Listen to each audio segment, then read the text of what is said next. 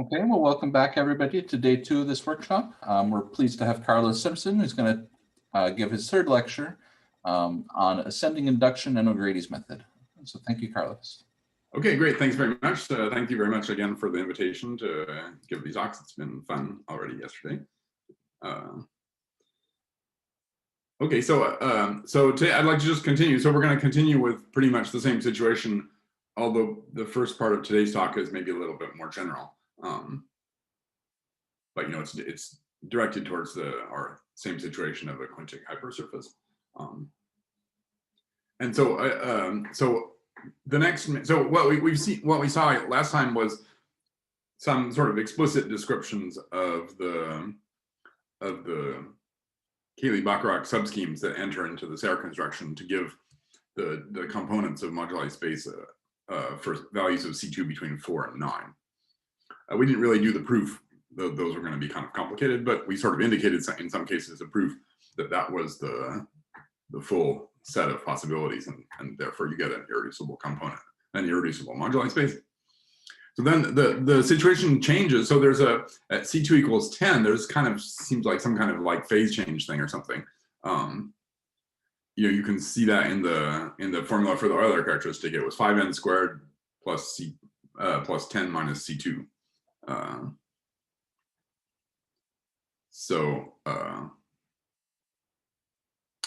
Yeah, so you know, C2 equals 10, there is kind of a dividing line. And as it turns out, that's the point at which you're no longer, I mean, so it gets much more difficult in any case to give any kind of explicit description of the moduli space. We can sort of do that. But then on the other hand, and kind of luckily enough in this case, the method that Kieran O'Grady sort of came up with in general to give the bound for you know, saying that for large enough values of C2, then you get some nice properties. That method actually starts, roughly speaking, working at C2 equals 10. And as I was saying in the chat before the talk, this was first looked at by a guy named Nisse, N-I-J-S-S-E. Sorry about the pronunciation. In a paper which we looked at some, I don't think it was published. It was a preprint. Anyway, but so the idea, but this is kind of a good occasion, you might say, to give a gentle introduction into O'Grady's method, because if you look at O'Grady's paper, he's of course taking a fully general situation. So like the constants and the calculations are all a little bit complicated looking. So maybe this might also be beneficial as kind of a gentle introduction into O'Grady's method of deforming to the boundary. So you know, even beyond just the question that we're looking at today. And this is clearly a fundamental thing in the theory. Sorry. Okay, so we have the full moduli space of semi-stable torsion-free sheaves. Remember, we're fixing the first term class is the hyperplane section, and we're fixing a value of C2, which for today is going to basically be bigger than or equal to 10. We have the full moduli space of torsion-free sheaves. Then we have the open subset of stable bundles, and then we have the closure of M of C2. And as we'll see explicitly today for C2 equals 10, for example, those two things are not the same. Starting from C2 equals 11, they happen to be the same, in fact. So at 10 is the place where that stops happening. Okay. Now, so we'll define the full boundary. So there's kind of a question if you start talking about the boundary, right? So you could either take the complement of this M of the stable bundle inside the full torsion-free sheaves, but that might not look all that much like a boundary because it might have some actual irreducible components. So we would maybe call that the full boundary or something like that. The boundary divisor would be the closure of M of C2 minus M of C2. But given that we don't know necessarily that the M of C2 always have, that the components always have the same dimension, it's not maybe exactly correct to talk about a divisor. So we'll see that on the next screen what to say. Let me, before that, saying that I mean, you should actually be able to define some kind of sub-scheme structure to these spaces, to the boundary components. We'll see that a little bit in talking about the stratification maybe, but I'm not completely sure what the correct definition would be there. You would like that to sort of measure how much your bundle stays non-locally free. So it's probably some kind of fitting ideal or something like that, maybe. But I'm not sure whether, I mean, it's not, when you start talking about fitting ideals, sometimes it doesn't correspond exactly to the intuition that you would like to have a picture of. So that's an interesting question, but which we're not discussing here. Okay, but now why are we going to call this the boundary divisor? Well, we have the following lemma. This is kind of the good way of saying this statement, which is, suppose you fix an irreducible component. So you're just talking about one dimension. Then take the closure of z bar. So fix z, an irreducible component of the moduli of bundles. Then take the closure of z bar. Then take z bar minus z, and we'll call that the boundary. Then O'Grady proves that that has codimension 1, pure codimension 1 inside z bar. So in that sense, it's a divisor. So it's a divisor on the boundary of any irreducible component is a divisor. So now the question we would like to address in this talk is, for a given irreducible component, is the boundary going to be non-empty? So now let's start our discussion of what the boundary looks like. So suppose we have a semi-stable torsion-free sheaf, then we can take its double dual. So as you know, on a surface, the double dual in general is a reflexive sheaf. On a surface, a reflexive sheaf is automatically locally free. So that's a bundle. That's not going to change things like semi-stability, which really depend on codimension 1. This double dual is going to change F in codimension 2 or more.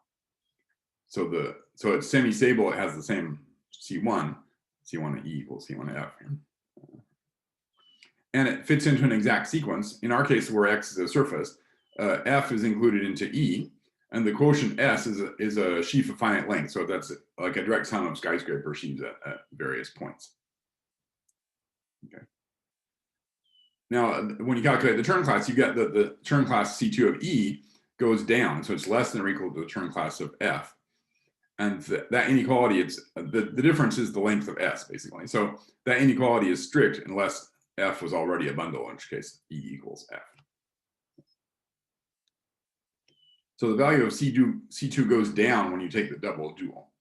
So a first observation is that suppose you take, so for example, in our case it was C2 equals 4. Suppose we take the smallest value of C2 where the moduli space is non-empty. Then you can't have a boundary there, because then on the boundary, the bundle associated to the boundary point would be a bundle that's still semi-stable but has a C2 that's smaller. So you're always going to have at least one compact component of the stable bundle moduli space. Of course, what might happen, where we're trying to show that it doesn't happen here, but what in general might happen, you might have for some higher value of C2, you might again have a new compact component, which sort of starts off in a whole new sort of collection of bundles, you might say. That's the thing which could in principle happen. In general, I gather that Izet, in your work, you guys show that there's disconnected moduli spaces. So obviously this has to happen fairly often somehow there. So yeah, that's not going to happen for us, because that's what we're trying to show. It doesn't happen, basically. But in any case, there's always at least one of those. So it can't be true. You can't take a statement that there's always a boundary, right? So for at least one component, the boundary is empty. So we're not going to have a theorem that says the boundary of Z is non-empty. However, O'Grady gives a construction where you have some criteria, and then depending on the numerical criteria, then you can show that the boundary is non-empty. Okay, that's what we'd like to look at. Let me just point out that if we should look at the collection of all these moduli spaces together, and if we're trying to sort of relate different pieces to each other, this deformation to the boundary is sort of an important thing. Carlos, I guess, yeah. When do we know the boundary isn't everything? Well, right. You would like to know that there exists at least one stable bundle. Yeah. Yeah. I mean, you need at least some kind of something, because like Hilbert's scheme is false. That's not completely clear. Of course, if you had something that was everything was the boundary, then you would have a stable bundle of a smaller value of C2. Mm-hmm. But semi-stable bundle of a smaller value. But there might be a gap in the set collections of C2 such that the stable bundle moduli space is non-empty. Actually, we haven't looked at the even degree case. I kind of suspect that might even be the case even for this Windig hypersurface, because for even degree you have the trivial bundle, which is semi-stable, then probably I'm just guessing, but probably there's going to be some gap before you start getting kind of the real solution, so to speak. Well, and are we all rank 2 today? For the Everything today is divisor? rank 2, yeah. But what Okay. what I'm saying here, the precise technique that I'm going to show here is just for rank 2. But of course, in O'Grady's papers, he does that for any rank. So he's his technique is much more general. That's why I'm saying today this is an easier version. But yeah, in O'Grady's papers, his theorems are for general rank bundles, and so the idea is to do something like what we're going to do here. But you have to be more careful. Okay, thank you. Yeah. Okay, but that's a good point. Okay. Anyway, so what am I saying? Oh, right. So O'Grady's construction. So the basic idea of O'Grady's construction is that we restrict to a curve. So we'll choose a curve. In our case, we're just going to take a hyperplane plane section of our surface. But anyway, suppose in general we have a surface, we choose a curve. Now, suppose we have an irreducible component of the moduli space of bundles with empty boundary. Right? We're trying to show that the boundary is non-empty, so we can assume contrarily that the boundary is empty. Then for every bundle inside this compact moduli space, we get a bundle on C, the restriction. That bundle will usually, I mean, what we're going to show in a minute is that that's probably going to be sometimes not semi-stable. But suppose for the moment, suppose that these bundles E restricted to C are all semi-stable. Then we get an actual morphism of moduli spaces from Z to the moduli space of semi-stable bundles on C. Okay. You have to figure out what degree that is. So now let's look at the dimension of this space MC. Okay. I think in our case it's maybe 15 or something like that. Yeah, it's 3G minus 3G is equal to 6, I think. In the case where C is a hyperplane, is a plane section. But anyway, so let's look at the dimension of MC, okay? And on the other hand, there's also a theta divisor on the moduli. MC is the moduli space of bundles on the curve C. There's a theta divisor. And just because this has dimension D of C, then the D plus 1 power of the theta divisor is equal to 0 on here. And so when we pull it back, if we pull back the theta divisor from here to Z, then of course it's D of C plus 1 power is equal to 0. Now, on the other hand, so this is like the first part of O'Grady's thing is, on the other hand, you can calculate what is the pullback of the theta divisor to Z using a kind of a Riemann-Roch formula. And it turns out that that's only going to depend on the class of C. And furthermore, in the calculation, there's a proportionality. So if we took a curve C of class some multiple of the class, if we take a new smooth curve but in a divisor class which is some multiple, then the theta divisor gets multiplied by some power of that multiple. But the point here being that the constant is non-zero. Okay? And so now the argument is to say, okay, suppose I took a curve of very high degree, then kind of general theory, sort of Ramanathan type of theory, tells you that the map is going to be an embedding. And so that you have to maybe be a little careful about the restriction properties for stable bundles and stuff like that. But this is the essence of the argument. You say the map is going to be embedding. And so it follows that the pullback of the theta divisor from that moduli space of C is actually an ample bundle on Z. So if it's ample on Z, then it can't, then it's, I mean, if we take an intersection of itself with itself, which is less than the dimension of Z, then that's not going to be 0, right? But if we go back to the previous slide, right, from in this situation, we determined that the pullback of the theta divisor power D plus 1 was equal to 0. So if Z had dimension strictly bigger than dimension of MC, that's not going to work if this thing is ample, right? So there's this part of the calculation is proportionality, saying that it doesn't depend on, it only depends on the class of C and the in the ray in which the class of C depends. And so you get the theta divisor becomes ample. On the other hand, you have this intersection property for the specific value curve C. And that's going to tell us the dimension of Z has to be less than or equal to the dimension of MC. in other words, if we can find a curve with the property that the dimension of the moduli of bundles on the curve is strictly smaller than the dimension of Z, then some bundle in Z has to have a non-stable, non-semi-stable restriction. So as I said, I think in our case, dimension of MC is actually 15, and the expected dimension of Z for C2 equals 10 is 16. So I think is that right, or 20? No, sorry, 20 even. Sorry.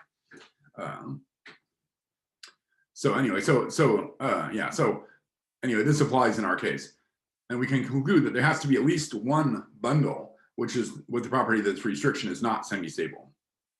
Now, the next part of O'Grady's method is to say, okay, let's look at that bundle E with the property that the E restricted to C has a destabilizing subsheaf. So we write down the destabilizing subsheaf. We take the bundle E restricted to the curve. It has a line subbundle and a quotient bundle. And now we take the elementary transformation of the bundle E on the surface with respect to this quotient. So you'll recall the elementary transformation, that means we take the kernel sheaf of the map from E into Q. So here I should probably write, but I just wanted to lighten the notation, should probably write, the I lower star of Q. So Q is a sheaf on the curve, but we consider it as a sheaf on X. Then we take, and the full sheaf E maps to that sheaf on X that's supported on the curve. We take the kernel sheaf of that, okay? I'm sorry, if you've seen this, that you know this very well. If you haven't, this might be a little new. But this is one of the main sort of ways of constructing bundles, and I think it was, introduced maybe in a paper by Maruyama or earlier, a long time ago. This is, one good way of like moving bundles around. It's kind of like it's a Hecke transformation on a curve. The corresponding thing here is this elementary transformation. You might call this a Hecke transformation of the bundle. Although, well, anyway, yeah. So now one of the main properties of the elementary transformation is that this exact sequence, let me go back here. This exact sequence here for the bundle, it sort of gets twisted. It gets interchanged, and we get a new exact sequence for the elementary transformation bundle restricted to the curve, except Q and L get interchanged. And the new exact sequence is the following, which is T restricted to C maps to L. That's just because T was the kernel of the map from E to Q. So the restriction of T to C is going to map into L exactly. And the kernel of that thing is Q of -1, but this -1 is minus C. I guess did I say that? We're assuming here that C is the hyperplane class. This is Q of minus C. Should have said that. Okay. So I mean, if you do an elementary transformation along the divisor, then the exact sequence, the L and the Q switch around, and the Q gets multiplied by minus D basically. Then you can keep going. So one of the main points here is that if you do again the elementary transformation of T, then you get back to the same bundle. You get to the bundle E twisted by minus C, by -1 in this case. Okay. So now what's the idea of this part of O'Grady's method is to try to write down a deformation of this quotient. So we look at the map from T and restricted to C into L. So there's a quote scheme of quotients of sheaves on the curve C. We try to write down a deformation inside that quote scheme. And we'd like to deform that to a map into L1 with the property that L1 actually has torsion. Right, so of course in the quotient scheme, the Chern invariants of the quotient sheaf are going to stay fixed, but the quotient sheaf could go to a smaller degree sheaf plus some points. So I'm not going to say this here. There's a very ingenious argument in general that says that if the quote scheme has dimension bigger than or equal to 2, then there has to be a quotient that's not locally free. And in fact, in our case, you can actually, this requires more work, but you can actually deal with the case where the quotient scheme has dimension 1 and say that you also get a non-locally free quotient. Kind of very roughly speaking, it's intuitively not so surprising that if you have, a family of quotients, that at least one of them is going to have some kind of singularity. That's the basic idea. Okay, but now, so I guess, sorry. Let me just step up a slide for a minute here. What I said before was that the kernel of the map from T into L, that's E of -1. -1 being minus C. So once we've deformed the map into a new map T into L1, then we could take the kernel of that map, call that E1 of -1. In other words, E1 is the twist by 1 of that kernel. And then we're going to get a torsion-free sheaf E1, which is not locally free, because if L1 had some torsion pieces in it, that means that E1 is going to be have some parts where you took the map to a skyscraper sheaf. I mean, you can decompose L1 into its line bundle part and its skyscraper sheaf part. Then if you take the elementary transformation of the map to the line bundle part, then E1 L1 mod torsion, that's going to be a bundle, which is the double dual of this E1. Okay. So sorry, I should have did that order. But let's go back to the previous slide. Okay, so what I just said now, that's the reason why we're going to use that deformation is going to give us a deformation to a non-locally free sheaf, which is to say to the boundary. Of course, you have to be careful in all this whole business to make sure that you stay in semi-stable bundles and stuff like that, but that's the basic idea. So let's just see why we're interested in destabilizing restrictions, why we're interested in the condition that the restriction is not stable. Well, so let's calculate the dimension of the quote scheme. Okay, so the tangent of the quote scheme at a given quotient, what is it? It's a map from the subbundle. Let me just go back once again. Remember now the new subbundle of this map is Q of -1. Okay, so it's a map from the subbundle into the quotient bundle. That's the deformation of the quotient. So that's H0 of Q inverse tensor L of 1. Now the curve. Then when you plug in the curve C has genus 6, and the degree of O of 1 on the curve is 5. We're taking, as I said, we're taking the curve to be the plane section, hyperplane section of our surface. And so then we calculate the Euler characteristic, right? We have this line bundle Q tensor L of 1. That's going to be a degree L minus degree Q plus 5 for the degree of O of 1 plus 1 minus G, right? For the Euler characteristic, 1 minus G is -5. So the 5 and the -5 cancel out. We just conclude that the Euler characteristic of the bundle here, which we're using to calculate the dimension of the quote scheme, is just the difference of degrees, degree L minus degree Q. So our condition of having a positive dimensional quote scheme is exactly the same as the condition of having a destabilizing subsheaf. This is like maybe some sort of minor miracle which makes O'Grady's method work, you might say. And this is in general going to happen always. I mean, maybe the stuff in the middle is going to change, but the answer here comes out to the same, which is that getting a positive dimensional quote scheme is the same as having a destabilizing subsheaf. So that's why we're interested in. So that's kind of as I said, a happy coincidence that the map, the fact that we get a map to moduli space if there's not a destabilizing quotient, and then we can use a theta divisor calculation to rule that out. Then we get a destabilizing quotient. That destabilizing quotient exactly tells us that the quote scheme has positive dimension. And then, well, I guess in our specific case, just a dimension bigger than or equal to 1 is going to be good enough to get a deformation to a non-locally free quotient. Maybe in O'Grady's case, he uses the general fact that as long as the quote scheme has dimension at least 2, then that'll happen.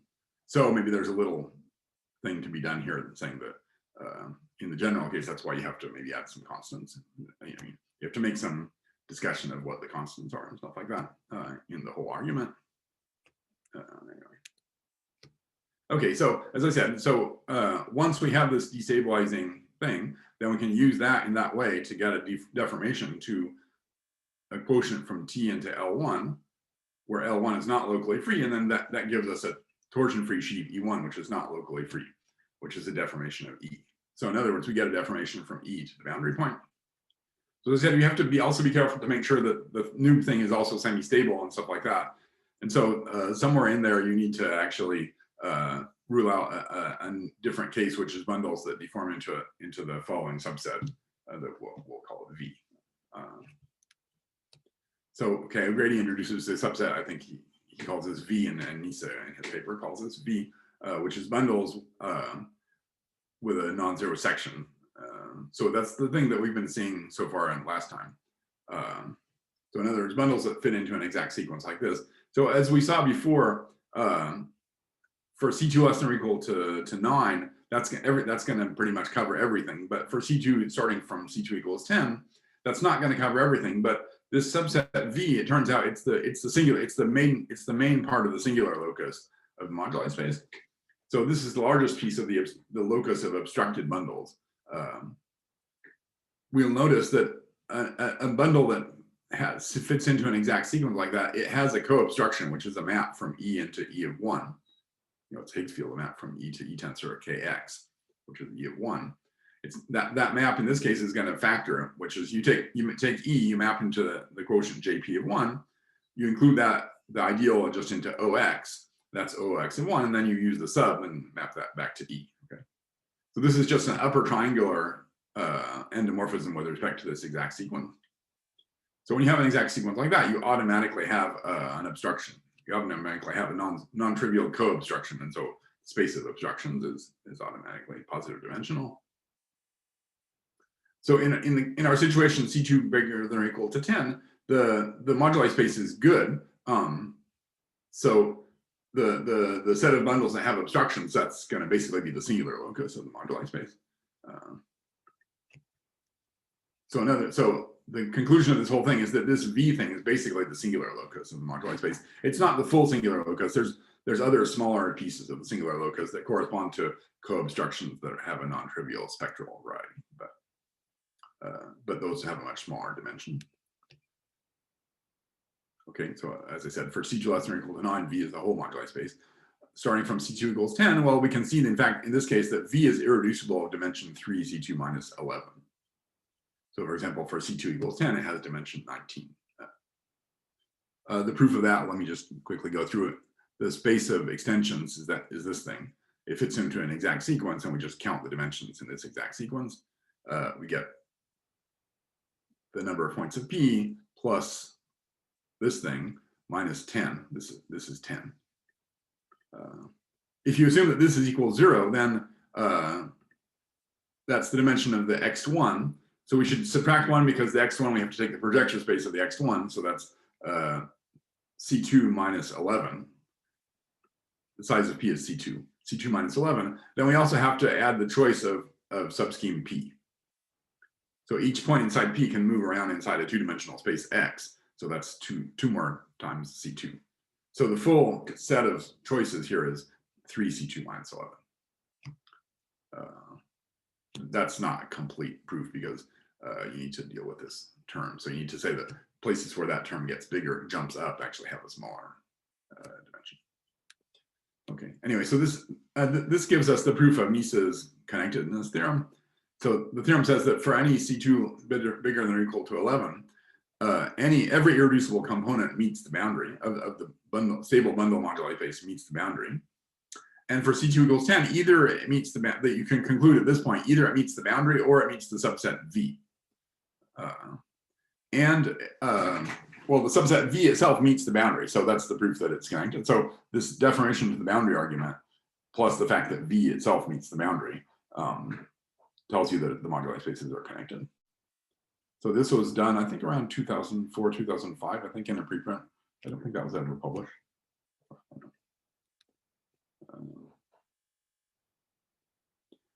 Now, a corollary which is going to be interesting for us, applicable for us, is that for C2 equals 10, a general point in any irreducible component, we're trying to show there's only one, but we're not there yet. So we can conclude that a general point has semi-natural cohomology, which for C2 equals 10 is equivalent to saying H1 of n equals 0, E of n equals 0. And that's the arithmetically Cohen-Macaulay condition. So semi-natural cohomology and arithmetically Cohen-Macaulay, those are the same in the case C2 equals 10. Can you say what the name semi-natural means? I've never heard of this. Well, I don't know. This was introduced by Andrei Hirschowitz, at least. I'm not sure what maybe there's some other terminology. Andrei Hirschowitz calls this semi-natural cohomology. It means that only one of the possible cohomologies is non-zero at any point.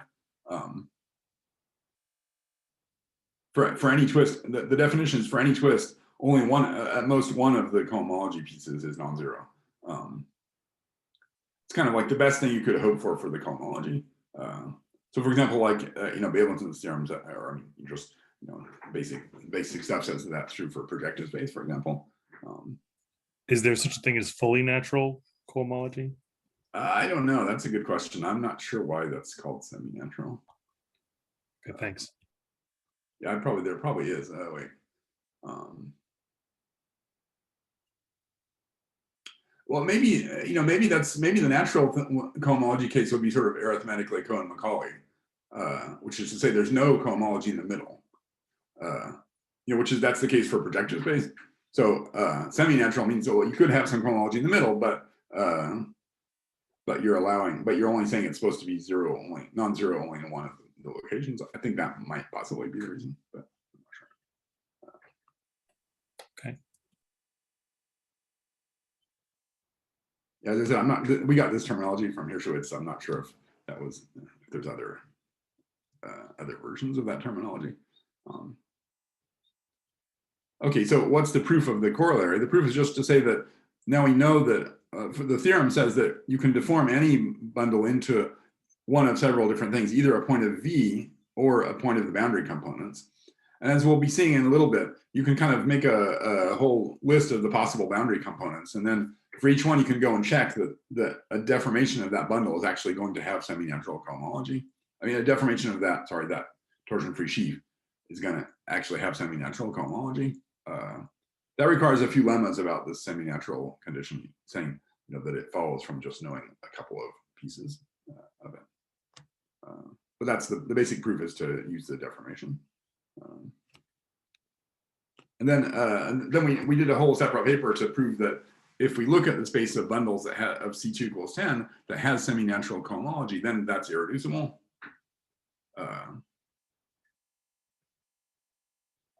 We actually did this before we had the deformation theory stuff, deforming to the boundary stuff. So that's the reason it was stated in this way. But yeah, and then combining with the previous corollary, you get that M of 10 is irreducible and good of dimension 20. Let's see how we're doing for time. Yeah, so we can look a little bit at the proof of this theorem. So this is the proof of the theorem about MSN 10. Here's the definition. Well, it's just, this is not going to be a full proof by any means, but let's look at a few aspects of the proof. So you might say this kind of stands in for the proofs we didn't do for C2 equals 6, 7, 8, 9. We kind of talked about 9, 6, 7, 8 at least. It's always a somewhat similar type of proof, which is to say you need to use some kind of geometric argument somehow there, and using the Cayley-Baccarat condition, among other things. Anyway, so let's just recall the semi-natural cohomology condition says that for each n, at most one of the HIs is non-zero. In our case, the Euler characteristic in case C2 equals 10 is just 5n squared. So for n equals 0, the condition says that they're all equal to 0, in fact. And in general, this is going to say that H1 of E of n is 0, right? Because the Euler characteristic is positive. So, the semi-natural cohomology is going to tell you in general. I mean, in general, if the Euler characteristic is going to be a parabola. So basically, when it dips below the axis, that's going to be H1. And when the two pieces where it's bigger than the axis, that's going to be H2 and H0, basically.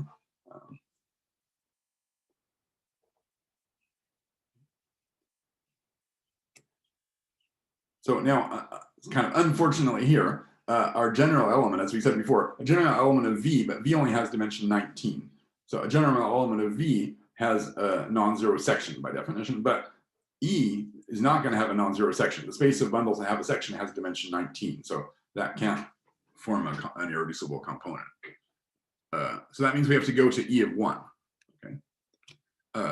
That means that now things are a little more complicated. So instead of having a section O into E, we have a map from O of -1 into E. And the quotient is an ideal sheaf twisted by 2, because the C1 of E equals O of 1. So now in the Cayley-Baccarat condition, the thing that shows up in the Cayley-Baccarat condition is the dual of this line bundle tensor this line bundle, tensor kx. So that's +1 here, +2 here, and +1 for kx. So that's Cayley-Bacharach for degree 4. Okay. So and then if you calculate with the term class, you see that the number of points in P is 20. So it's 20 points that satisfy Cayley-Bacharach for degree 4 polynomial. So this is more complicated because now we're talking about degree 4 polynomial. If I'm not mistaken here, the H0 of OX of 4 is 35 dimensional. So remember the Cayley-Bacharach condition implies that in particular that the number of conditions imposed by our subscheme is strictly smaller than the size of the subscheme, right? Because it says that if we take if we take 19 out of the 20 points, that's already implies vanishing on P. So the conditions imposed by P are the same as the conditions imposed by 19 out of those 20 points. Okay, so it could be less conditions, but it can't be more of that. So it imposes no more than 19 conditions. So 35 minus 19 is 16. So the space of sections through P has dimension less than or equal to 16. So it turns out, well, you can actually show that it actually has to have dimension 16 in this case, pretty much because of the semi-natural condition, right? The H0 of E of 1, if we go back here. In the semi-natural condition, we know the dimensions of all these moduli spaces, HI of E, right? HI of E is just the Euler characteristic of E. I mean, I is either going to be 0 or 2, and it's the size is the Euler characteristic. So H0 of E of 1 is a 5-dimensional space. If you look at if we twist E of 1 in this exact sequence, you will get a 1-dimensional space here, and then we have to get a 4-dimensional space here. So basically, the sections of J. Sorry. Oh, that's for twisting by 2. Sorry. Well, the same argument for twisting by 2 tells us that we get 16 here. Yeah, I guess I was giving the argument for twisting by 3. So JP of 3 is going to have 4 sections. Sorry. Okay, so we had to choose the section H of H0 E of 1. Okay. This was the 5-dimensional space R1 plus 4. And so it turns out that we can actually ensure that most of the pieces of P are movable and consist of disjoint reduced points. That's what I'd like to say here. Let's see how we're doing for time. Let me just quickly review the argument for that. So this is just kind of represents the type of argument that you need to do here, basically. So let's try to show that something or other, which is going to tend to imply at least that the different points here are basically movable. So for that, let's look at the base locus. So the sort of major part of the base locus, even the most basey of the base locus, is the set of points where all the sections vanish. Okay? There's also a B1, which is the set of points where the sections, well, they might not vanish, but they should just lie in a fixed 1-dimensional subspace. We're not going to talk about that today because that'll take too long. But let's look at B2, which is the space of points where all the sections vanish. And let's show that this has at most a single point. Okay, that point is going to be the non-movable piece of the scheme P. By movable, I mean as we choose a section inside H0 E of 1, that determines our exact sequence, and that determines the subscheme P. So what about the proof that B2 has almost a single point? The proof for B1 is similar but more complicated. So suppose we had two different points inside B2. Then we can take a general plane that passes through them and look at the plane curve section. So let's call that Y here. Then let's take the line through the points, two points. So the line intersect with X has 5 points, P, Q, U, V, W. And for the purposes of the argument we'll discuss here, let's assume that at least 2 of those points are distinct. So there's again a more complicated case where they're all 3 located at the same location. In other words, that line is a triple intersection with X.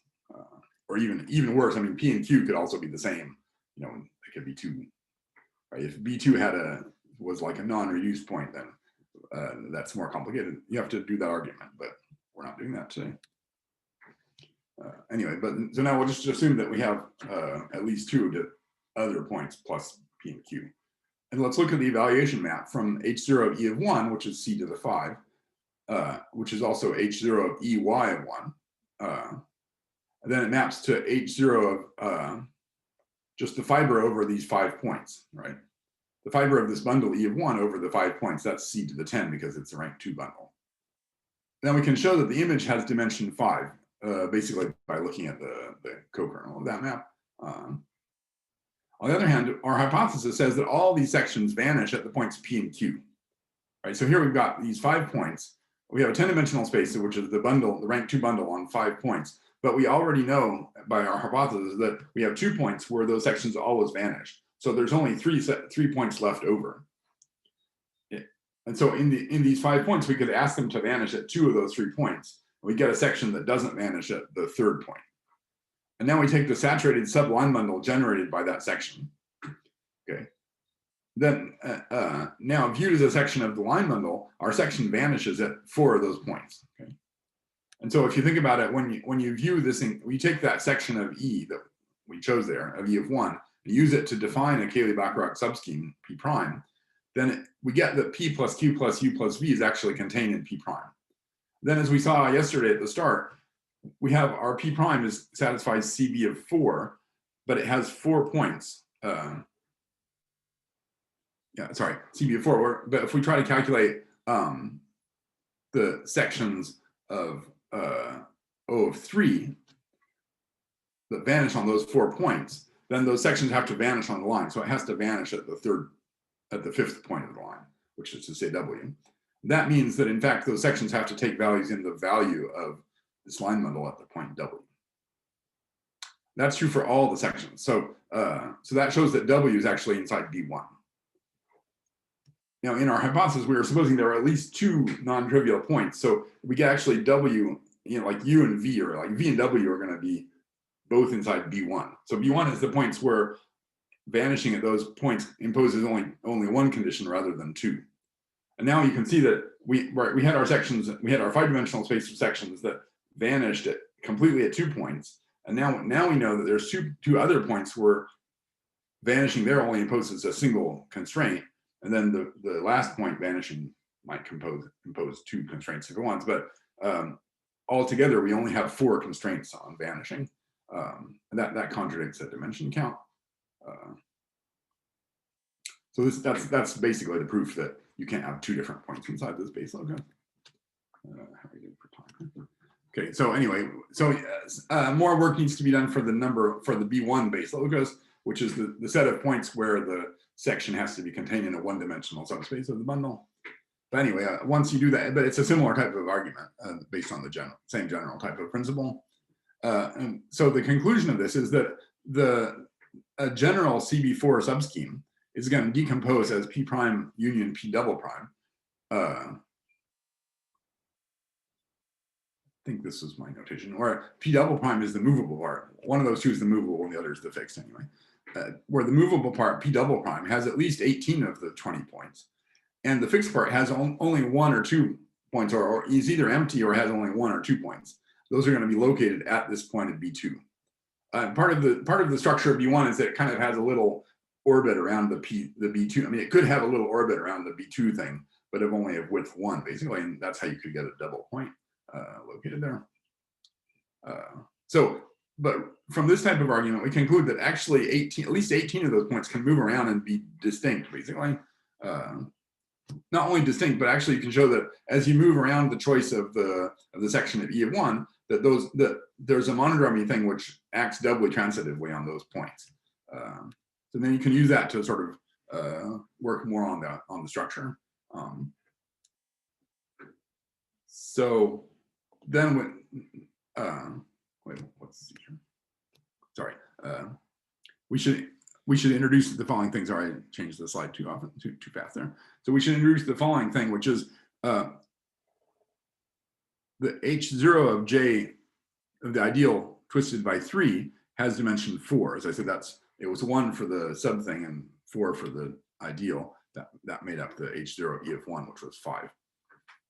And so if we choose 2 general elements of this 4-dimensional space, then we get then those correspond to 2 cubic forms on P3. And those two cubic forms are going to define a complete intersection, which is a curve of degree 9. This is called Z. Right, so this is, again, the idea that we're going to look at a different kind of auxiliary curve, which is not contained in the surface X, but which is contained in P3, and we're going to use that to analyze Cayley-Bacharach. Then it turns out that we can actually conclude, well, so we need to do more arguments and stuff, but now that we've decided that some big part of P is actually movable, then you can use that to, and not only movable, but the points sort of move around within themselves.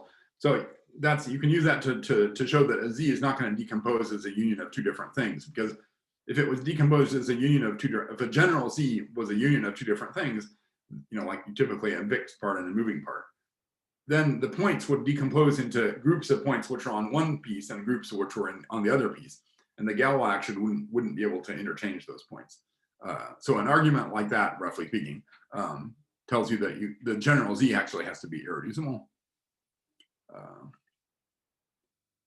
We can also a little bit improve the previous estimate that says that if P prime, that's the fixed point, was non-empty, then it had to be just a single non-reduced point. Then what do we do is we look at the Hilbert scheme of subschemes, which consist of 20 points that satisfy the Cayley-Bacharach and contain at least one quintic hypersurface. So here instead of looking at our surface X, we look at all Cayley-Bacharach subschemes of P3. Okay. We'd like to show that this Hilbert scheme is irreducible. What we've seen is that a general element is going to lie on an irreducible curve that's an intersection of two cubics. See, I think I need to stop here.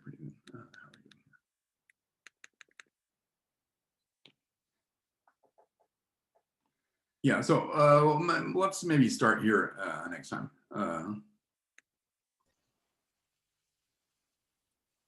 I did want to, maybe we'll go next. Okay, in the next talk, we'll start very quickly around this slide.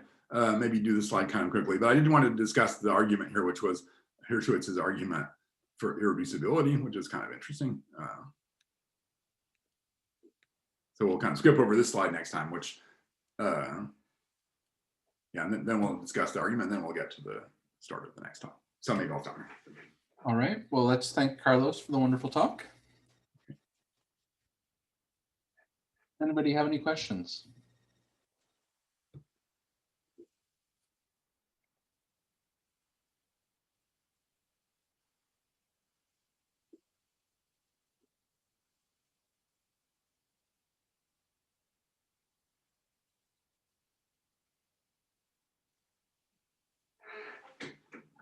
Okay, I guess not. Let's take a short break and reconvene in 10 minutes. All right, welcome back everyone for the fourth and final talk by Carlos Simpson. The title is Structure of the Moduli Spaces and Their Boundaries. Okay, so thank you very much. Welcome back, everybody. I've just put this on slide. This is the title of the next talk, but let me just go back 4 slides here where we were before. Sorry about that. Okay, so let's just continue with what we were saying at the end of last time, which is suppose we have, so now let's look at the case where we have Z, which is the intersection of two cubic surfaces inside P3. We're just going to suppose Z is smooth, and then our subset P, our subscheme P, is going to be a divisor. So if we look at the line bundle OZ of 4 of minus P, then do some calculations, we get that the H0 of JP inside P3 of 4 equals 16, if and only if H0 of L inverse tensor, the canonical sheaf, is equal to 1. Okay. So that tells us that the line bundle, this line bundle is going to be effective. Okay. So that's the basic condition that we need to have for P, basically. And this is a degree 2 line bundle. So if we try to parameterize effective degree 2 line bundles, that's just given by the second symmetric power of Z. And so that shows that you get an irreducible family. Okay. in general, the real noder problem on a curve, you never know, which line bundles are going to have sections or cohomology or something like that. But if you can, if you can just write it down as saying, such and such needs to be an effective bundle, then you can parameterize that by a symmetric power of the curve. And so this gives us a 48-dimensional family in the Hilbert scheme. So at some point, there's a question of whether we include Z in that discussion or not. So the 48 is including the information of Z. You'll get a 44, so we're calling that HP3 of 2. I'm not sure why the 2 here, but I guess it's the 2-dimensional subspace of the Grassmannian. So we actually get a 44-dimensional component of the Hilbert scheme.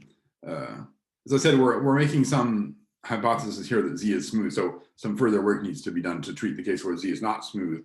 Of course, the bad case is when the non-movable point of P is actually at the singularity of Z. You have to be careful there.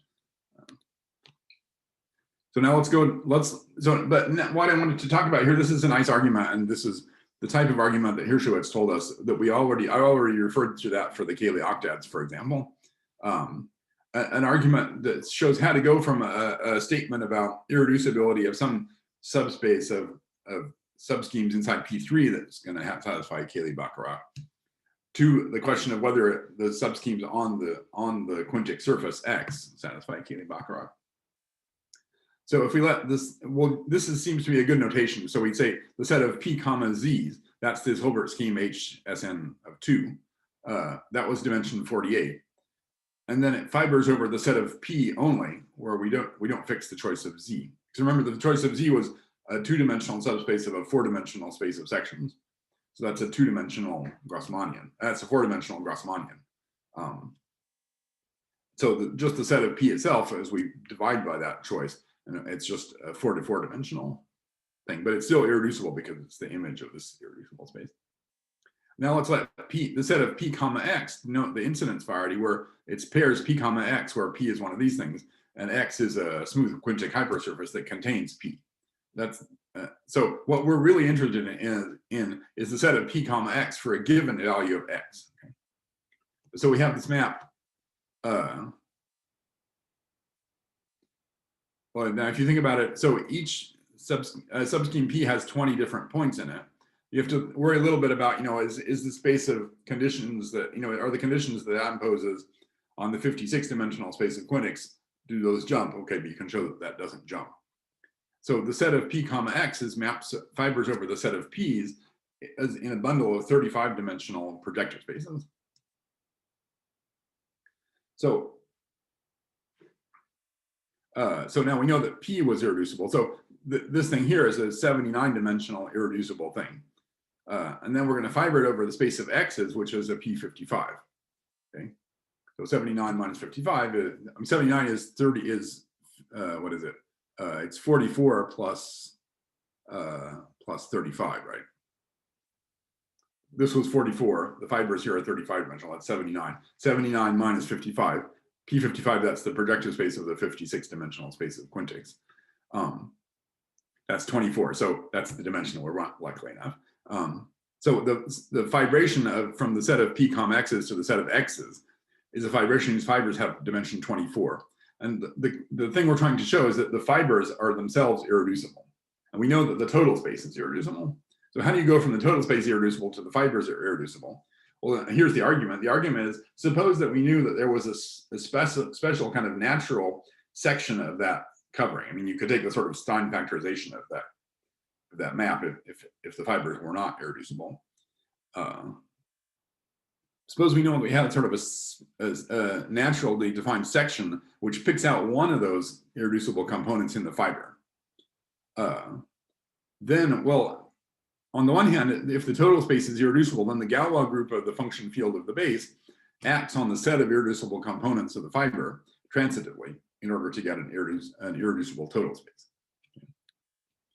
And so to finish the proof, we say, suppose there's a naturally defined choice of irreducible component on the fibers that depends on X. Then that gives you a Galois invariant choice of a single irreducible component in the fiber. Okay. Now, if the total space, if each fiber was not irreducible, then you'd have that irreducible component plus a bunch, maybe one or more other ones. But as X moves around, that's going to give you a decomposition of the total space into two different irreducible components. Okay, so if we know that the total space is irreducible, and if we can define sort of a naturally defined component in each of the fibers, then we actually get that the fiber is irreducible. That's the basic argument. And that's the same argument that would have been useful, we didn't discuss it, but would have been useful to deal with the Cayley octets, for example. And what do we choose? Well, we choose the one which is, we have the subset V of bundles, or bundles, the H0 of E is different from 0, and you can show that V is itself irreducible. That's easier, because it's the Cayley-Bacharach for smaller stuff. And by deformation argument, you can show that the bundles in E generalize to bundles with semi-natural cohomology and that are in the uniquely defined irreducible component. Basically, if the points of V are unobstructed, so the moduli space is smooth at that point. So even though, the points of V are singular. Sorry, the points of V are obstructed, but so you have to be a little careful. But you show that it's like when you do a deformation of a point of E, it becomes smooth, and you have to show that that deformation doesn't, that there's not going to be two different components meeting at a point of V. You have to analyze a little bit the deformation theory of a point of V. Anyway, so and that's how you finish the proof. So that's that. Okay, so now let's go to the fourth talk. So now we just like to combine all the stuff we did before, basically. Okay, so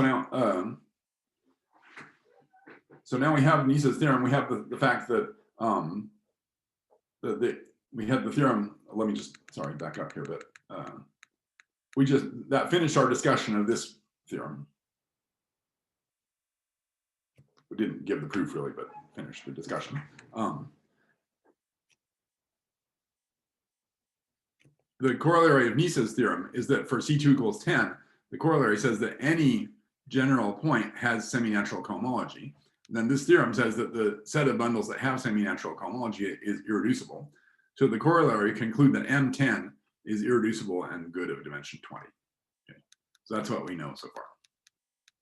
So now we're, you might say, almost there. So now we just would like to look at the structure of the boundaries of everything. And here there's still another idea somehow they're for just general strategy of the proof, basically, which is to say that if we want to get information for components of, like, say, C2 equals 10 or C2 equals 11, we actually need to know the information of all the components of dimension of smaller values of C2. Okay, that might not be completely obvious. I mean, you might think that you would sort of try to come from above and understand what the moduli space looks like. You might say, we know for the moduli space is nice for large values of C2, and then you might sort of try to descend the value of C2 and try to see that the moduli space is nice as C2 gets smaller. Remains nice as C2 gets smaller. But the point here is that that's not the way you can do it, at least the way we're doing it here, is in the other direction. We're starting from the lowest possible values of C2 and looking at all those components of the moduli space for values of C2 all the way up to 10. Then we're going to use those plus the boundary stratification to understand what's going on. Okay, so in view of the theorem that says that you can deform to the boundary, it's important to look at the structure of the boundary. So let's recall that we have a stratification given in the following way. So if we have a torsion-free sheaf, then we take its double dual, and its double dual is a vector bundle. That preserves semi-stability. And what we saw before was that the Chern class of E is less than or equal to the Chern class of F. Equality if and only if they're the same, which is F of the bundle. And C2 depends on F in a constructible semi-continuous way. So that gives us a stratification. So it tells us that the full space of torsion-free sheaves is equal to our open set of stable bundles, disjoint union with a bunch of strata. So we're going to denote the strata by M bar C2 comma C2 prime. So M bar C2 comma C2 prime is the locally closed subset of the moduli space, consisting of the points F, which are torsion-free sheaves, with the property that C2 of their double dual equals C2 prime. Okay. So the second variable here, the C2 prime, that's the kind of moduli space of bundles which are at the origin of that stratum. And then C2 is the place where we are now. And so now, luckily enough, this has been studied rather closely by Jun Lee and Illingsrud Lane. I think probably, I mean, to some extent by Friedman and Donaldson before that also, I guess, but basically these are the general theorems. The theorem says that the map from the stratum into the moduli space of bundles with C2 prime. This is the map which forgets the torsion free part, just takes the double dual. The theorem is that that's basically a fibration, which is to say in the Untitled topology, it's a trivial fibration. It's locally a trivial fibration. And the fibers are connected smooth projective. And the fibers are basically just what you get by taking the quote scheme of the bundle.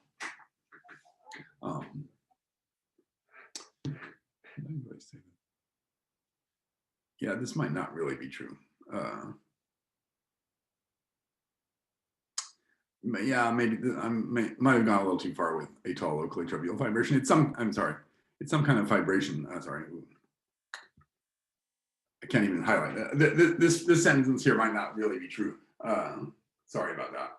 I mean, it's certainly topologically a fibration and definitely looks like a fibration.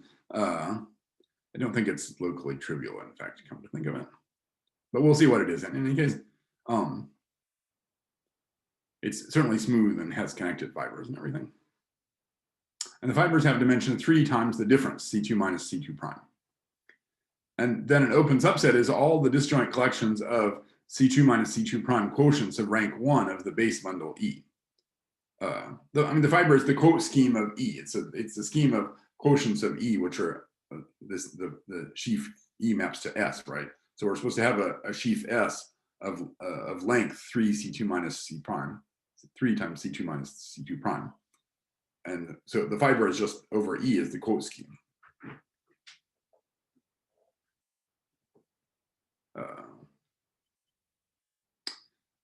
Then the three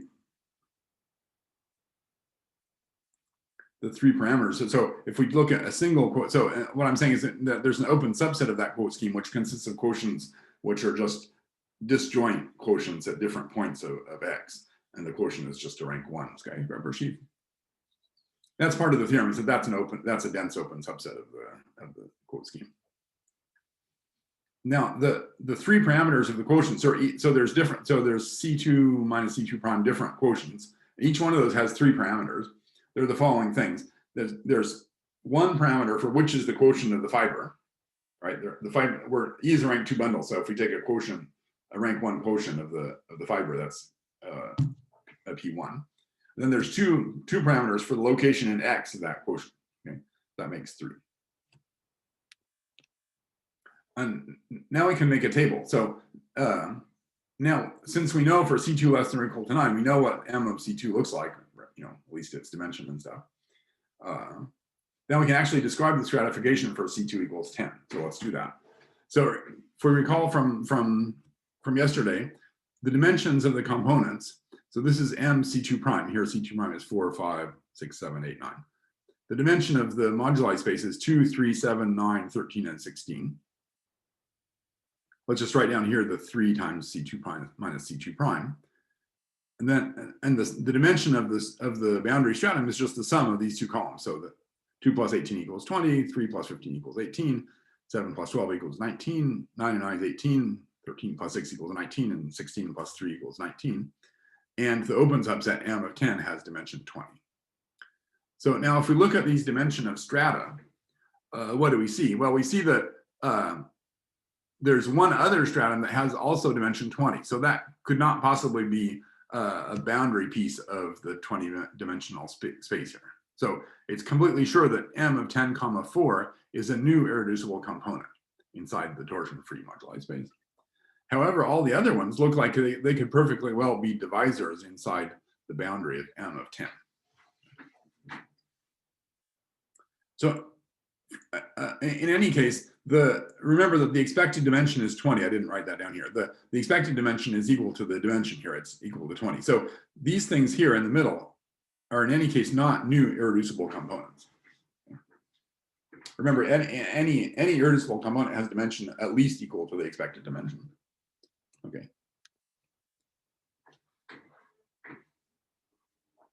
So Yeah, so what we can see from the previous table, well, there's a couple of things. I mean, the ones where it's dimension 18, those are not even going to be divisors. Those would be codimension 2 pieces of the boundary. So the only possible divisors, whereas as O'Grady said, O'Grady's lemma says that if there is a boundary, it has to be a divisor. So the boundary has to consist of divisors, which are M10, M bar 10.6, 10.8, or 10.9.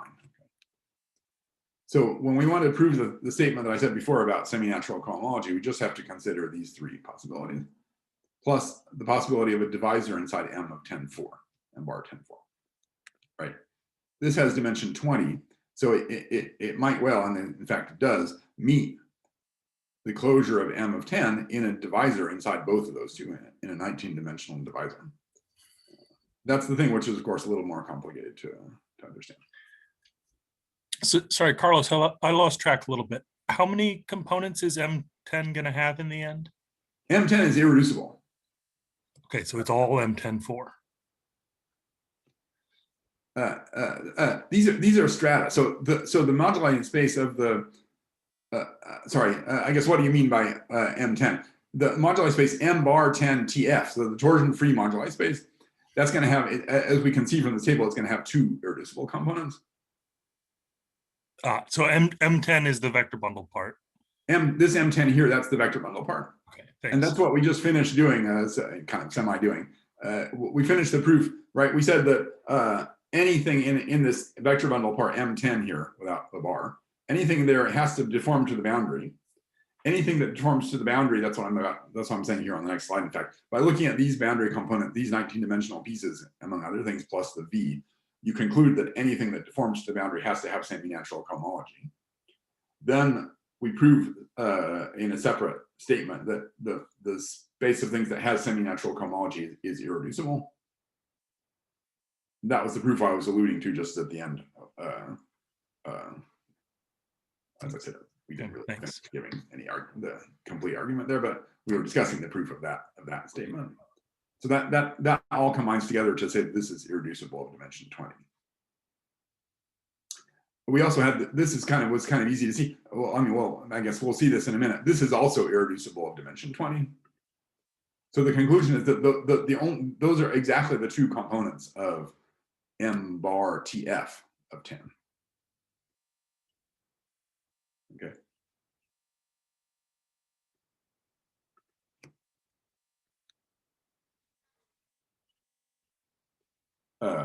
So we'll be discussing that in a minute here.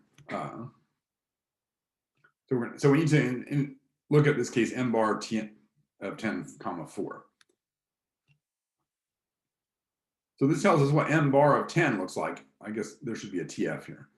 The M bar of 10 with the TF has 2 irreducible components. One is the closure of the M10. The other is the M bar 10.4. And if they do meet, they would meet along a 19-dimensional component, which is a divisor. That again, their meeting place again has to be a divisor, for example, by O'Grady's thing about that's the full moduli space of torsion-free sheaves is good. And it follows that it's a local complete intersection. And so 2 different irreducible components have to meet along a divisor. This discussion is also going to tell us what the boundary looks like for M bar of 11, which is to say there's going to be 2 different 23-dimensional pieces, which are M bar 11, 10 and M bar 11, 4. Well, we know we have the Nissa's theorem for M11 tells that every component meets the boundary, and the boundary has pure codimension 1.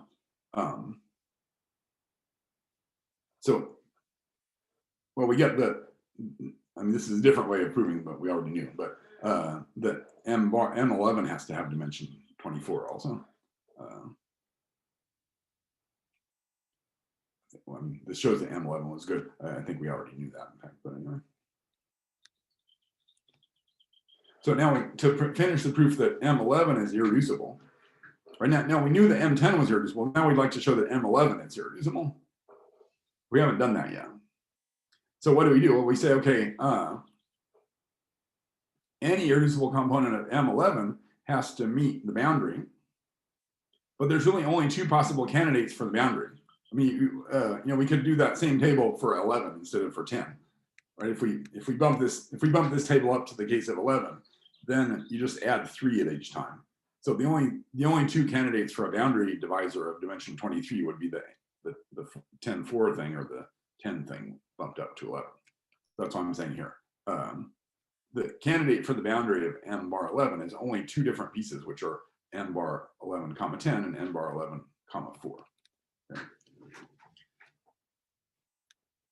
So to finish the proof that M11 is irreducible, we just have to say that look at the intersection of n bar 11 comma 10 and n bar 11 comma 4. And in fact, it suffices to show that those 2 things actually meet. In other words, that n bar 10 actually does intersect with n bar 10 comma 4. That's from the argument that I said where you say, okay, since it has to be good, then it's locally a complete intersection, right? You can see that from the Kuranishi map. And in a local complete intersection, you can't have 2 different things that meet in a codimension 2 piece. So if these 2 components, if there happen to be 2 different components of it, I mean, here we can have at most, well, roughly speaking, at most 2 different irreducible components of M11. Ones that meet this divisor and ones that meet the other divisor. Once we know that those things meet, then those have to actually, I mean, if there were 2 different irreducible components, they would be meeting along something that wasn't a divisor. I mean, there's another thing I need to say here.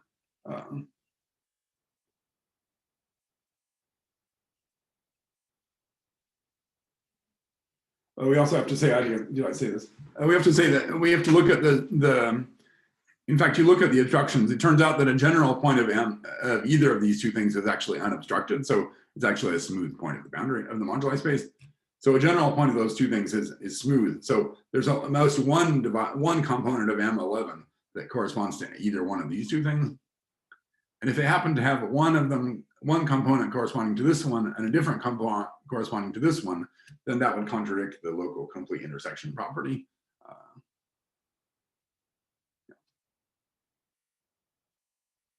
So let me just advance here.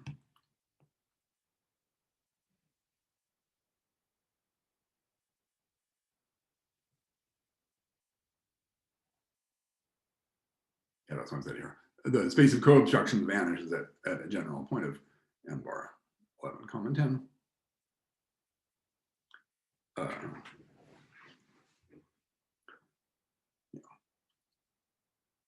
think we should also say that for n bar 11 comma 4. Anyway, you put all that stuff together and you get the conclusion that there's only a single component of M11. There's a different way of doing this proof, which is to say, let's look at the place where the 2 different boundary components meet, the n bar 11 comma 10 and the n bar 11 comma 4. You can actually calculate the co-obstructions at those points and see that's also a smooth point of the moduli space. So that's maybe a faster proof. But so that's how you prove that M11 is irreducible. And then the same type of proof works. It's even easier for M of C2, for C2 bigger than or equal to 12. So we know that all these things are irreducible. So let's just go back and look more closely. So in the above argument, we saw that we had to actually know something about what m bar of 10 comma 4 looks like. And this is also kind of interesting. As I was saying at the start, we can actually get an explicit description of m of 4 and m of 5. And from there, we can get a description of m bar of 10 comma 4. And we can actually kind of see where this thing joins on to m of 10. So let's talk about that. So let's recall that the bundles in M of 4 were obtained by Serre's construction with the subscheme K-Bacharach subscheme, which was 4 points in a line. Unfortunately, that line is not uniquely determined by the bundle. So it means that we can't just say that the space of bundles equals the space of lines plus a choice of 4 points. That's not true. So what turns out to be the case is that there is an invariant quantity, which is the 5th point of that line. Right? So we had P was 4 points in the line. That leaves one extra point. And that extra point is the 5th point inside the line intersect X. It turns out that that's actually the invariant quantity, and that gives us an isomorphism between m of 4 and X. We'll see a little bit more about that in a minute. the subsheaf, which subsheaf? Sorry. H0, so if you think about the exact sequence and the fact that we have 4 points aligned, and the last term in the exact sequence is JP of 1. That means if we look at H0 of E, then H0 of E maps into H0 of JP of 1. But H0 of JP of 1, that's linear sections, but which vanish on those 4 points in the line. They have to vanish at the 5th point of the line also. So if you think about that a little bit, it tells us that H0 of E is going to generate a subsheaf that's not locally free at that last point, basically. So that's how you can tell what the point is. That's why it's invariant. Well, if we take the subsheaf E, sorry, the subsheaf F is, what am I saying here? Yeah, sorry. That subsheaf, which is generated by sections H0 of E, that's a sheaf with C2 equals 5, right? It's a torsion-free sheaf whose double dual is E. So this is actually an element of the torsion-free moduli space for C2 equal to 5. And it's a point in the M bar 5, 4 stratum.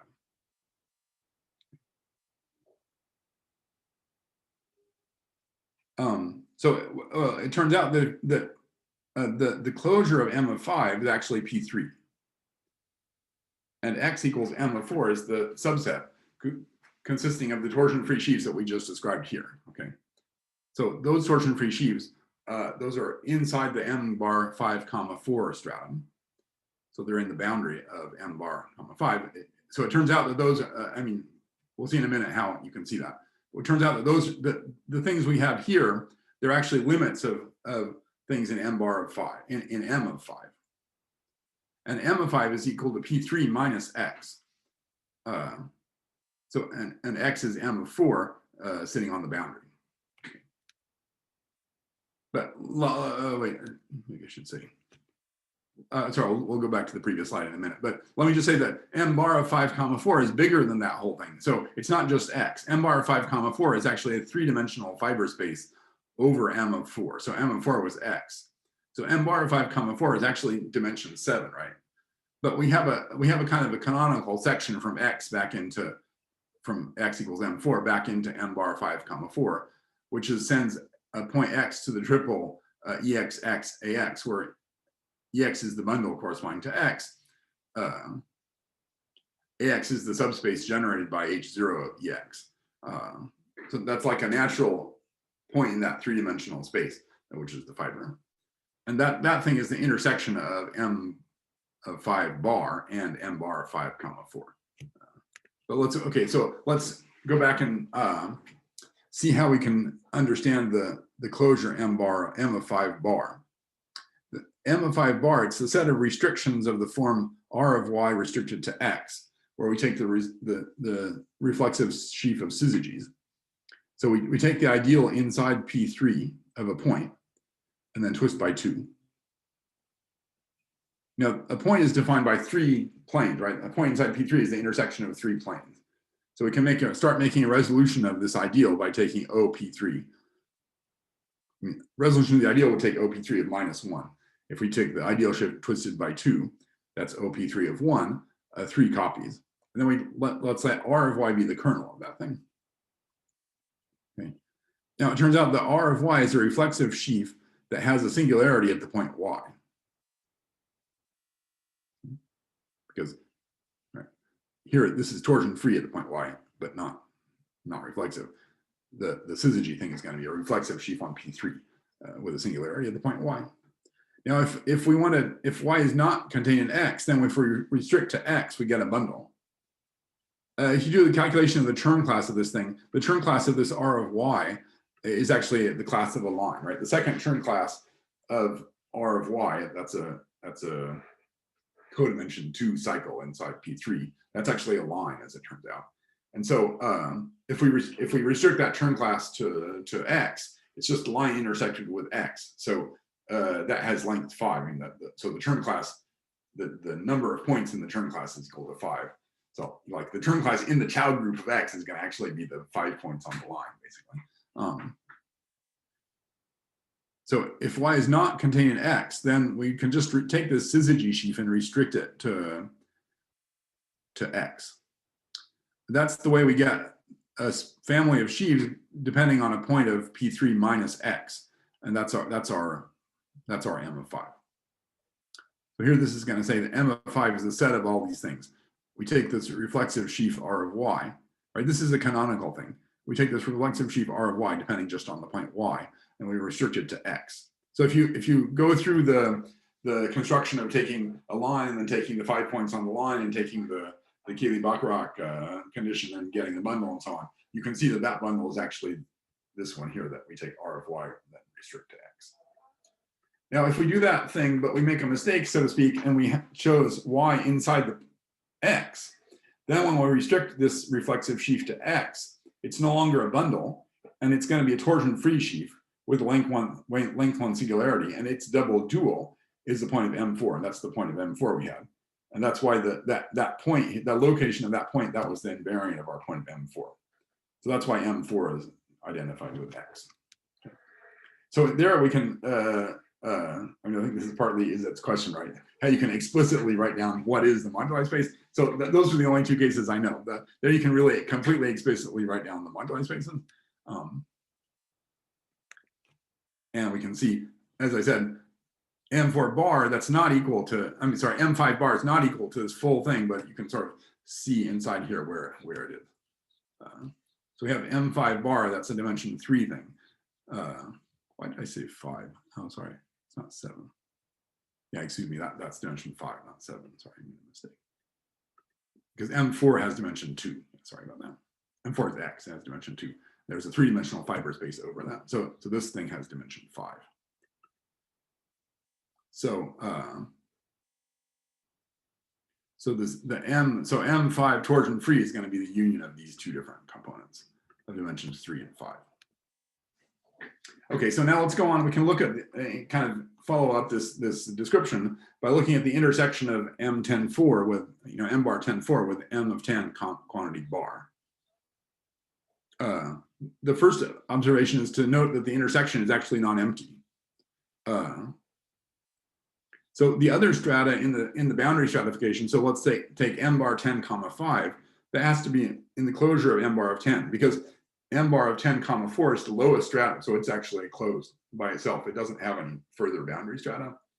So the other boundary strata, they have to be boundary of something. They have to, because they had dimension, I think this was dimension 18, in fact, that had to be boundary of something, so it has to be in the boundary of M bar of 10. But M bar of 10, 5 contains degenerations, right, as we just saw.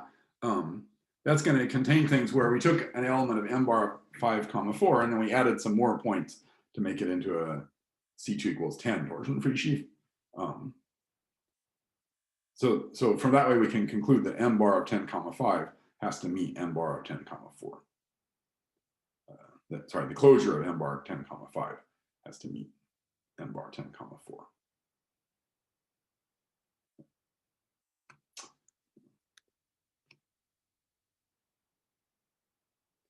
So this thing. So now we said this is not empty.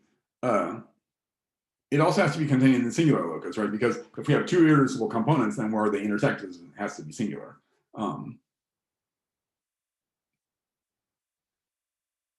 That means that the places inside M bar 10, 4 where they do intersect, those have to have non-zero co-obstructions. So then we can calculate the co-obstructions. So remember, a co-obstruction is going to be given by basically a Higgs field from E to E tensor Kx. Now, you can do a similar construction for torsion-free sheaves. And it turns out that the co-obstructions for the torsion-free sheaves, those are basically going to be the Higgs fields that are compatible with these rank 1 quotients. So if we fix a bundle inside M of 4, then the space of these Higgs fields from E into E tensor Kx, that has dimension 5. And if we fix one of the 5s, then the space of 6 tuples of points has dimension that are compatible. So that means really 6 tuples of points that are on the sort of spectral variety. So you can make a sort of an internal spectral variety that's contained in the projectivized space of the bundle, containing the spectral variety of phi. And the quotients are points in the projective space of the bundle. Those have to be contained in that spectral variety. So if that spectral variety has dimension 2, it's a finite cover of the base surface. So the space of 6 tuples of points in the spectral variety has dimension 12. And right, we take 2 plus 5 plus 12. The 2 is for the dimension, the choice of E. The 5 is the dimension of the Higgs field, and the 12 is the dimension of the points. So we get 19, and that's indeed a divisor. And so that's the divisor inside M bar 10 comma 4, which is the intersection. Again, as usual, some kind of dimension counting stuff and bounding dimensions is going to be needed to make sure that there aren't some other types of descriptions that would also have dimension 19, but the other descriptions have dimension strictly less than 19. So in other words, the description here is that we take a general bundle E, we take a general Higgs field phi, then we take a general choice of 6 quotients that are compatible with phi, which is to say 6 quotients who lie on the spectral variety of phi. So if we take E, phi, and the quotients general, then we get a 19-dimensional subspace of things which are co-obstructed. And so then you can show that the other stuff that might happen has dimension strictly smaller than 19. And since the intersection has to be along a 19-dimensional space, then that tells us that this really is the intersection. So we can really identify the intersection in that way. Okay, so that finishes the discussion of the degree of the case of hypersurface of degree 5. So that sums up pretty much what we were able to say about the moduli space. So I wanted to just mention, so then we wanted to look at degree 6 just for the reason of trying to understand to what extent this irreducibility property is a sharp bound. And so it turns out that just by doing a little bit of looking at degree 6, we didn't completely understand that, and Sarvaswar and Bhattacharya are trying to understand that more. I don't think fully either, but I mean, understanding the case of degree 6, that's a difficult question. But we can at least, looking at some Cayley-Bachrach type of conditions, we could at least come up with 2 different irreducible components. So the theorem here is that if we take a hypersurface of degree 6, then the moduli space for C2 equals 11 has at least 2 different irreducible components. I guess I'm probably not going to get to my extra stuff that I added last night, but anyway. Okay, so to see that, so what do we do? So now we're on a hypersurface of degree 6. So now Kx, you can see why this is getting more complicated. Kx is equal to Ox of 2 instead of Ox of 1. So suppose we're still looking for, so let's look for the easiest possible case for a bundle. We're looking at bundles again of whose determinant is O of 1. The easiest possible case is that if it's going to be stable, it has to have a subsheaf of smaller degree. So the easiest case is where that degree is 0. So suppose we have a subsheaf OX inside E. Then the quotient is again J, P, and X of 1. And but now P satisfies the Cayley-Bachrach condition. However, the line bundle, instead of O of 2, it's now O of 3, because it's Kx tensor O of 1, right? It was the dual of this guy, tensor Kx. So it's 1 tensor Kx, and Kx is 2. So now we're talking about Cayley-Bachrach for Ox of 3. So here now we're looking at subschemes of P3 that satisfy CV of 3. And this is going to be one of my questions to say at the end, which is, in general, you can see, I mean, we change our surface, we change the condition, but it's always going to be Cayley-Bachrach for some line bundle. So you could just say, okay, why don't we just try to look at all possible Cayley-Bachrach subschemes of P3 and just sort of classify them depending on which Cayley-Bachrach property they have. I think that would be a good thing to do. I don't quite see how to do that exactly. I mean, we've clearly done a few little, attempts in that direction in the different things we've been looking at here. So I think that it seems like it should be possible to classify, for small values of line bundle, all the possible things. And that might actually simplify arguments for specific surfaces. Anyway, So now we're looking at Cayley-Bacharach subschemes for a CB of 3. And to get C2 equals 11, well, it turns out from this, I mean, if we didn't have a bundle here, if we didn't have an ideal sheaf here, then the second Chern class would be 0 by the product formula for Chern polynomials. So it means that the length, in this case, the length of P is equal to the C2. So we're looking at collections of 11 points. So there's basically just two constructions we give. One is, suppose we take 11 general points on a hyperplane section. Then we prove that that satisfies CB of 3, and the space of bundles coming from that construction has dimension 13. I added the proof to the slides, but let me skip that for time. Just point out, you can look at that on the slide. Just point out that the proof does not actually tell us whether this family is itself an irreducible component. It just says we get at least a 13-dimensional family. The second construction is, suppose we take a rational normal curve. We're just using, kind of running through our classical type of constructions. It's the easiest possible case is when our curve is actually P1. So you don't need to worry about Brill-Noether theory on the curve. So if you can look at the curve, it's P1 of some degree or something like that, then you can kind of understand the Cayley-Bacharach condition on that curve. So let's look at P, which consists of 11 points on a rational normal cubic curve. Well, that rational normal cubic curve is going to intersect X in 18 points, and we should choose 11 of those 18 points. And then you can show that that a subscheme of that form satisfies the Cayley-Bacharach 3 condition. Vanishing at 10 points implies vanishing on all of C, basically. And you can show that, and then I'm also going to skip the proof, a calculation. You can calculate the tangent, the dimension of the tangent space of the moduli space, and you get dimension 12. Okay, so you get a Cayley-Bacharach condition. You get a bundle that way. You can just calculate the dimension of the tangent space and the moduli space of that bundle, and you get dimension 12.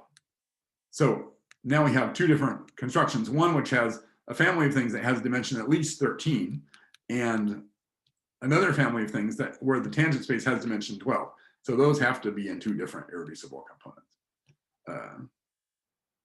The corollary is that those give two different irreducible components. And then we have, I guess, Sargos or Paul calls this a conjecture that we made. I guess we can call it a conjecture if you want. It says that these two, the statement would be, or maybe should be more a question. Are those two exactly the two components of MX11? I think we don't know that yet. Paul and Bhattacharya have some results in that direction, I think, but I don't think we actually know this. Anyway, so that's the example. So that shows that for degree 6 hypersurfaces, it can already be reducible. Okay, so let me just run through a few questions that are naturally posed from this type of a thing. You can invent your questions, more questions, obviously. But first question, what about bundles of degree 0? We haven't started to work on this yet, but I think we probably would plan to, or if somebody else would like to, that would be fine. What about bundles of degree 0? Here we talked about bundles of degree 1. In the case of bundles of degree 0, there's a couple of extra problems, one of which is that we can have strictly semi-stable points. So that's going to introduce some singularities into the moduli space. So I think it looks like it probably should be more complicated. Kind of a little bonus is that in that case, it makes sense to ask about whether there exists a universal family on the moduli spaces. Because, Maruyama's theorem says that if there's always, in the case of odd degree from Maruyama's theorem, there's always going to be a universal family, because if the GCD, greatest common divisor of all the different Chern invariants of the bundle equals 1, then it turns out that there exists a universal bundle. So in the even case, I'm not sure about the 5, maybe the 5 messes things up, but theoretically, at least possibly, you could have a case where there does not exist a universal bundle. That was similar, Pete, this is the case I've been working on that a little bit, of vector bundles on a genus 2 curve of degree 0. The moduli space is P3, and you can really feel this non-existence of a universal bundle, because it's extremely annoying. You can't actually write down a family of bundles that expresses the moduli space. So, when it gets right down to it, non-existence of universal bundle, it just translates into something really annoying, basically. Anyway, so that's a possibility. then another thing we could look at is, suppose we look at hypersurfaces, which are not Picard generic, but suppose that we have some higher Picard number. Those are easy to construct. As I said, for example, you could just take a line and look at quintic hypersurface containing that line, and that's going to have a Picard group of dimension 2 or more. So it would be good to see what kind of modifications of the whole setup would be needed in that case. And we can also look at Horikawa surfaces. So those are other surfaces which are of general type, but kind of small invariants. I think there's also, and there's many other cases too, where there's general type surfaces whose invariants are still small enough that it would be maybe feasible to investigate what the bundles look like explicitly. Then what about for the case of D bigger than or equal to 6? Well, we don't have an irreducibility theorem, but we could say, can we identify some ranges of values of C2 where you can actually say something or other? As I said, Paul and Bhattacharya are working on the case of hypersurfaces of degree 6.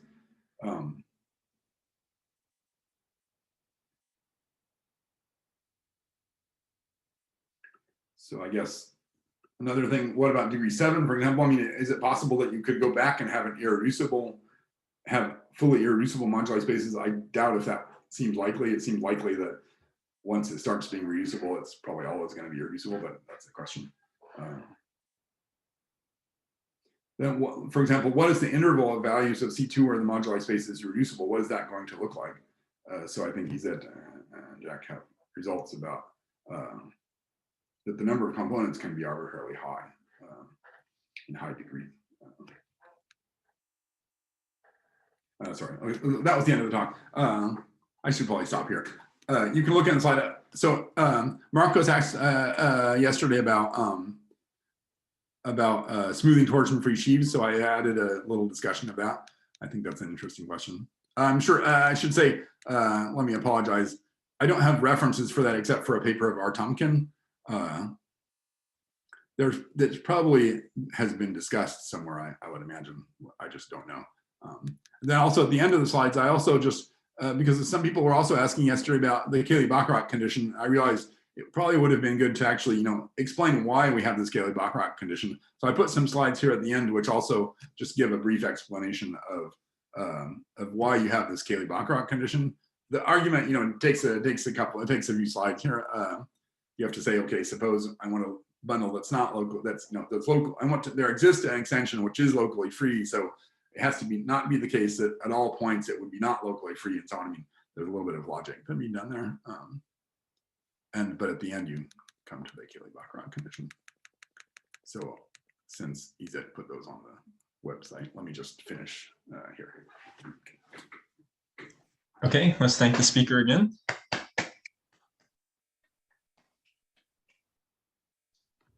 Are there any more questions?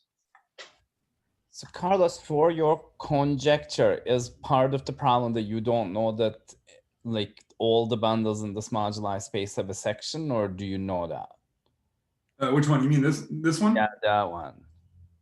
As I said, I think that was Paula was calling that a conjecture by us. I'm not. Did we actually say that as a conjecture? I'm not sure. But let me just explain that. So, but I did actually say there's basically two problems here, which I said here. So the proof of this lemma, the fact that we have a 13-dimensional family here, if we take 11 points on a hyperplane, we get a 13-dimensional family. The proof does not tell us that this family is itself an irreducible component. Right? It says that that family has dimension 13, but there could be other stuff, which even worse or something like that. I mean, I don't think that's going to be the case. So, right, but you would need to show that everything in the component has at least 2 sections, right? And if you could do that, you could get something like this. Yeah, I guess so. Well, no, I mean, everything in that component is going to have at least 2 sections just by semi-continuity. But how do you know that? I mean, this might not be a component, right? I see. Yeah. Okay, you're right. You know that everything has. Yeah, I understand. Yeah, you're right. Yeah. So you could have, those things could maybe. So I mean, let's put it this way: it would be good to calculate the tangent space, for example. If you could say the tangent space had dimension 13, then you would be good. So do you know whether these 2 components intersect? That's a good question. I don't know. I mean, I guess you would have to specialize the twisted cubic to lie on a plane or something like this. Yeah, because I mean, yeah. So if the twisted cubic specialized into a conic plus a, what could it be? It could be like it could be a union of two conics, for example, in two different planes. But all the points go into one of those two pieces. That doesn't sound all that likely because it doesn't sound extremely likely, I should say, because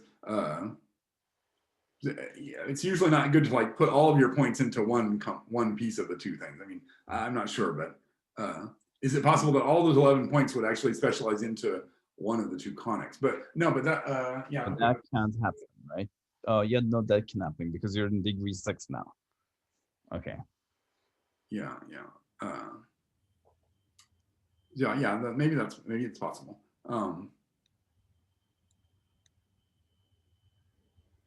There's another question, which is just a kind of a Galois theory question, which is this should be answerable, which is we said we have to choose 11 out of the 18 points of the intersection of the rational normal curve with x.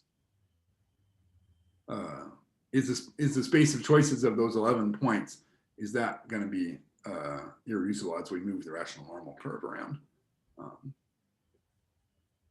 That didn't seem, at least when I thought about it, that didn't seem obvious either. So in other words, if that wasn't true, that means that there might be several different components that come from this type of a construction.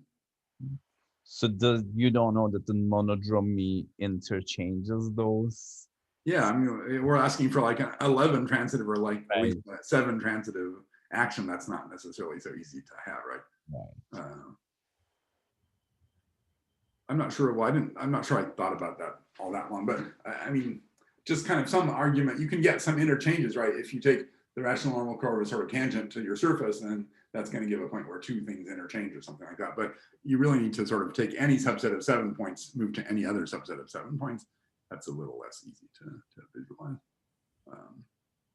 I'm not sure about that. Well, yeah, anyway. But, you know, then there's a bigger question, which is there some other construction which might also give another component? I mean, you know, that's I mean, typical, and the problem is, you know, you try to think of all the possible constructions you can, but I mean, you're just thinking of some possibilities. I mean, there might show up a different possibility. So, you know, you'd have to prove that all the possibilities come from one of these two setups. That doesn't seem completely easy. So, yeah. Also, for example, I don't know, I mean, would C2 equals 11 be the only case where this happens, for example? That's pretty unclear also. You know, that also, I think, wouldn't be all that surprising if that was the case, because given the fact that it's irreducible for 5, then when you go to degree 6, then it starts to be a little bit reducible. I mean, it's like some things start getting overlapping, basically. When you start getting constructions by different methods, they sort of start overlapping, and they might not sort of coincide or something like that. So what happens if you try to make the same construction but making the length be 12? Yeah, that's a good question. Wait, what happened? You would think that this would still work, no? Do you still get Katie Bacharach? Yeah, I mean, for any higher number of points, you'll still get Katie Bacharach, right? Once you get Katie Bacharach, then like if you're not like, you know, you make about like, you know, the reason why I get Yeah. So if you take 12 points on a rational normal, that's also going to be Katie Bacharach. Right. And if we take 12 points on the plane curve, that's also going to be Katie Bacharach. Right. I think Marcos's question was a very good question, which is that, you know, from looking at that, so let me suggest reading that discussion in the notes or somewhere else. You can kind of understand what's happening with the boundary deforming out into bundles. So maybe that would be a good idea in this case also to look at these components and sort of say, okay, what happens when we go to boundary strata that correspond to these components for 12 points and see how these things generalize.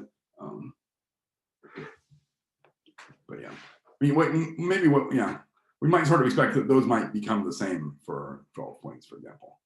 I'm not sure about that.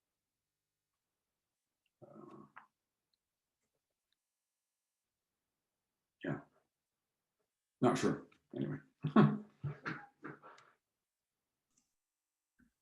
All right, are there any more questions? Yeah, I guess I have a question. So you mentioned moduli space of the semi-natural sheaves, right? I have a similar idea here. So say that you have a invariant that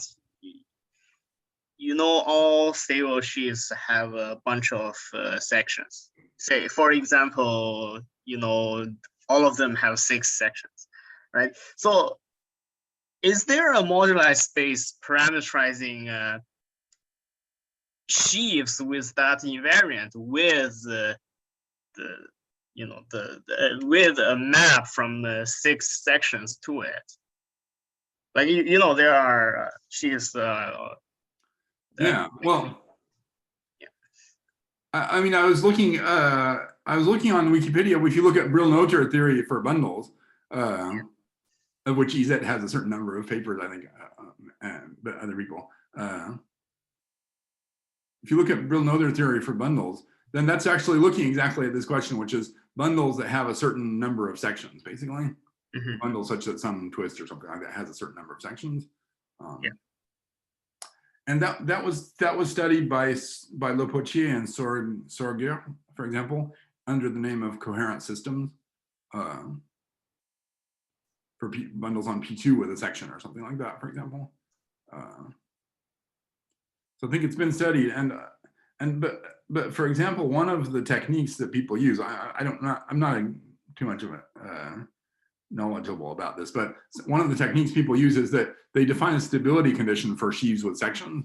You might have seen this. There's like you introduce a real parameter that maybe they call tau or something like that, and then you define a new type of stability for sheaves with sections, which is, you look at subbundles that don't have sections or subbundles that have sections, and you sort of count them differently, roughly speaking. And also, it sounds a little bit similar to what people call instanton bundles. I think those are also those are bundles with a framing. Maybe the framing is only over a divisor, possibly, but the framing would also be some sections. So generally, I'm not sure about this, but generally speaking, you can do stuff in that case. And some of the techniques that are involved are to do this thing of looking at stability conditions for bundles with sections, or other type, bundles with subbundles, and different types of things. And then going from there, one of the techniques is to vary there tends to be a parameter inside that stability condition. Then you can vary that parameter. So I think Michael Thaddeus actually used that to prove the Verlinda formula, for example. If you look at certain bundles with a section, then you can sort of deform, if you move the parameter, you can like deform the moduli space of bundles over to a Hilbert scheme or something like that. If you consider bundles with a section, then you can say, okay, that actually corresponds to giving the ideal sheaf, basically. So you get it. You can relate that at least in some way to the Hilbert scheme. Maybe that was for curves, I guess, but anyway. So there's this idea of looking at the stability parameter and then doing some kind of wall crossing type of argument as you move the stability parameter around. As I don't know, just. So can you point me to that paper you mentioned, this parameter thing? Yeah, let's see. Just a sec. If anybody else wants to ask a question in the meantime.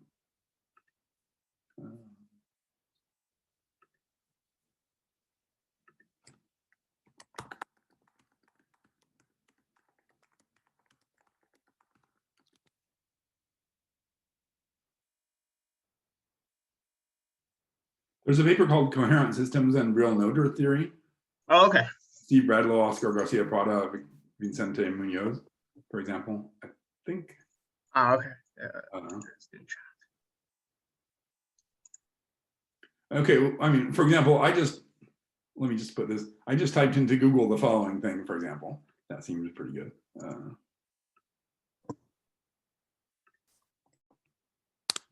I just typed that into Google, for example, Google Scholar. You got a list of paper.